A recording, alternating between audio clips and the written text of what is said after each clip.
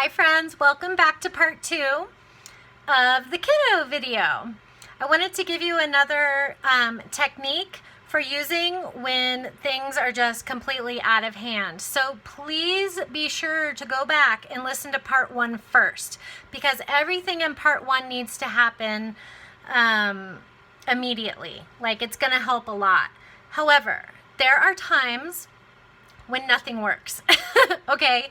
In my experience, what was hit with one of my children was no matter what, she was going to throw a tantrum, she was going to scream her head off, she was going to hit herself, she was going to, sometimes like the little kids, they'll bash their head on the floor. She's just going to be a number 10 at the spectrum from 1 to 10 of being blah, out of control. So what I was doing was I was giving her attention during the tantrum and trying to calm her down. What that did was taught her that she would get attention from mommy while she was throwing a temper tantrum. Children always want attention. They always want love, okay? They'll get it no matter what way they can get it. And so maybe they've seen your abuser get attention when he or she has been out of control too. They get attention when they're out of control. They get a lot of attention. Well, I'm going to do it too. I'm going to get attention and be out of control. Sometimes they think of that. It's not that they're thinking about it. It's just they're trying to deal, okay? And they are trying to get attention from you any way they can. So what you need to do during a temper tantrum, as long as your child is not going to like jump out of a window or hurt themselves physically, literally, like cut themselves, break something and hurt themselves with it, start breaking things. That's a whole different scenario. You can't leave them alone in that situation. But I'm just talking about normal, crazy temper tantrums. Sometimes they get to the point where they just can't calm down, and they're just going on and on and on and on and on and on and on, and nothing's working. Even the yes technique, you have to listen to that. Even the yes technique is not working. So what you need to do is say, wow, I see you're really upset. I can see you're really upset right now. I'm going to give you some space to settle down, because I can't talk to you right now. I'm going to talk to you when you settle down. Even if they're screaming while you're saying it, they're hearing you. You take them. Well, first you tell them, I would like you to go to your room and shut the door and go settle down in your room. When you're done, come out and come get me. If they say no, you pick them up and you put them in their room. That's hard when they're big. I understand. You can leave the room they are in if you can't get them to go to another room. You exit the room, okay? It's very important.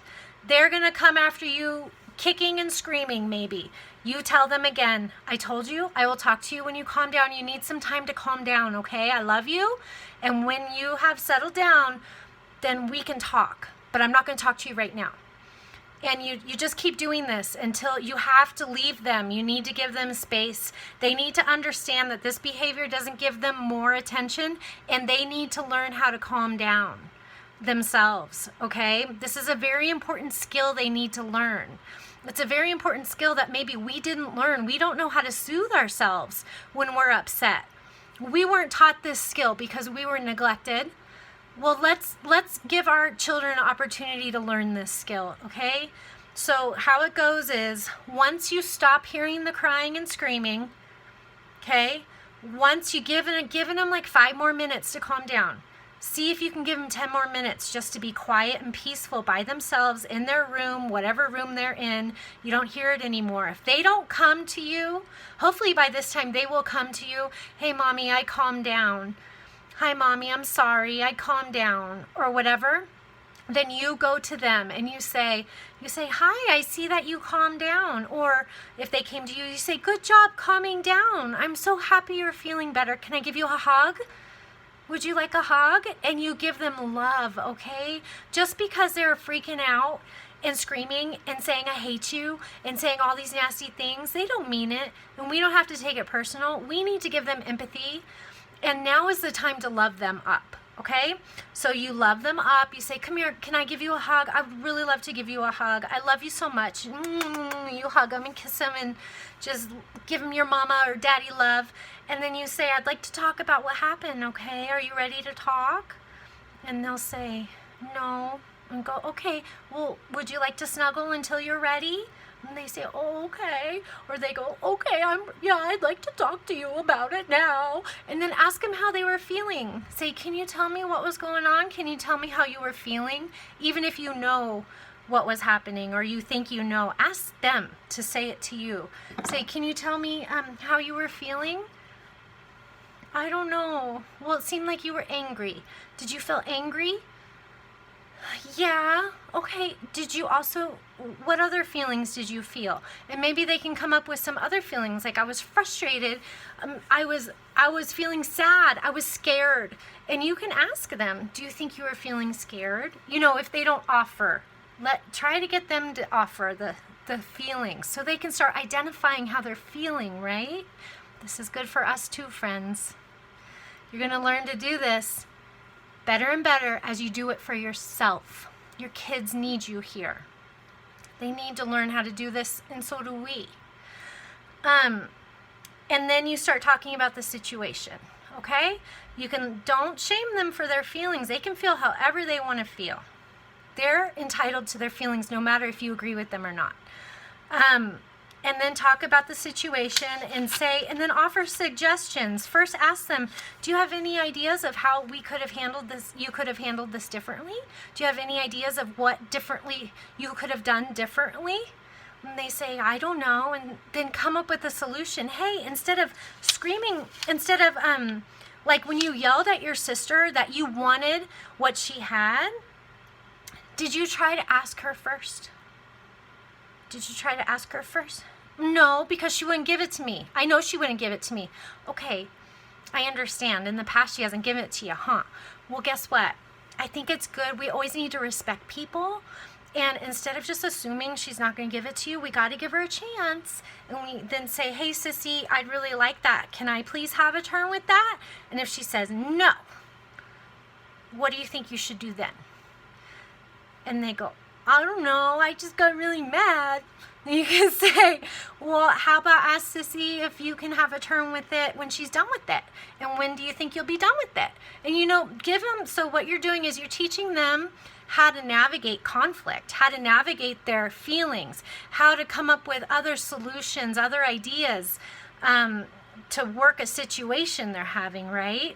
Because we aren't born knowing how to handle situations. Just because they're a human doesn't mean they know how to. We struggle with it too, right? So we're going to help them come up with ideas. And we're going to do this every single time there's a temper tantrum. We're going to repeat the process, okay? Before long, you're going to catch them. You're going to catch them before they start winding up, and you're going to say, let's take a breath. Come on. I want you to go take a breath. And then teach them how to breathe.